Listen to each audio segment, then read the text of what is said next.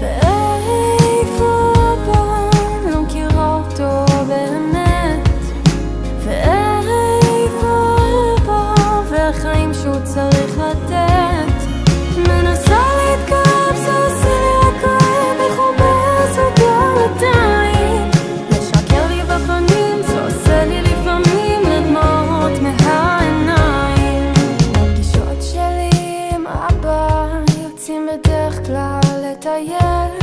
אני נכנסת אל הרכב ולא מפסיקה למלמל.